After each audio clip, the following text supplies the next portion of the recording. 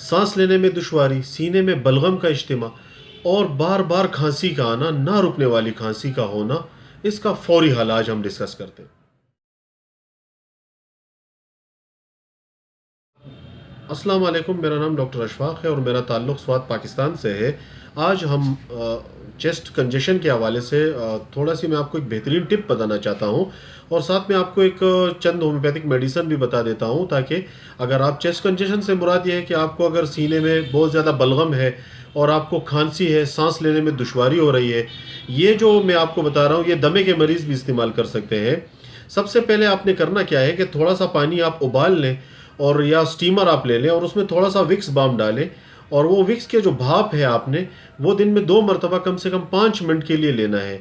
मैं अक्सर अपने मरीज़ों को कहता हूँ कि ये बिल्कुल ऐसा है जैसे आप घर पर किसी को वेंटिलेटर लगा दें।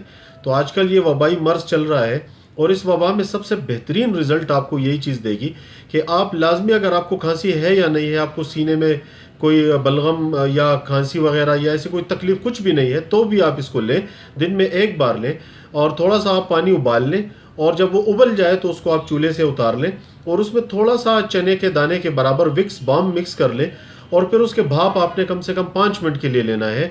तो इससे आप यकीन करें, अगर आप एक दिन भी ये कर लें तो अगले दिन आपको बहुत ज़्यादा आपको बेहतरी महसूस होगी। होम्योपैथिक मेडिसिन की तरफ आते हैं।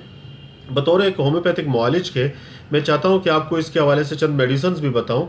आप अगर आपको बहुत ज़्यादा खांसी है और वो खुश्क है, उसमें बलगम नहीं है, तो उसमें आपको ब्रायोनिया 30 में फ़ायदा देगी और ये इसकी सबसे पहली और बेहतरीन मेडिसन है। अगर आपको बहुत ज़्यादा बलगम है सीने में और खांसी में आपको बहुत ज़्यादा तकलीफ़ महसूस होती है, कड़कड़ाहट बलगम की महसूस होती है, तो उसमें एंटीमोनियम टार्टारिकम एक मेडिसन है, वो 30 पोटेंसी में आप लें। बहुत ज़्यादा इफेक्टिव और अच्छे इसके रिज़ल्ट हैं।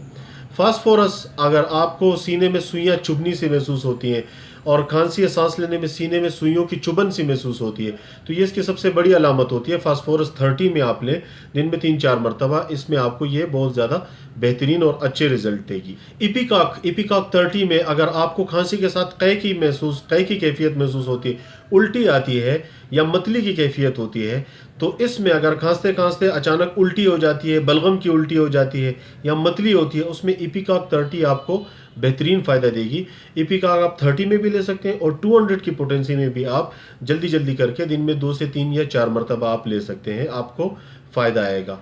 खांसी के हवाले से ये कुछ मेडिसिन आपसे मैंने डिस्कस की थी जो बहुत ही ज़्यादा इफेक्टिव है, इसके बड़े बेहतरीन रिजल्ट्स हैं और इसके साथ अगर आप विक्स बाम की ये थेरेपी करते हैं इन दोनों में, तो इंशाअल्लाह अल्लाह ने चाहा आपको ये मसला, आपका चेस्ट कंजेशन बिल्कुल ठीक हो जाएगा और ये फौरी आपको रिजल्ट देगी इंशाअल्लाह।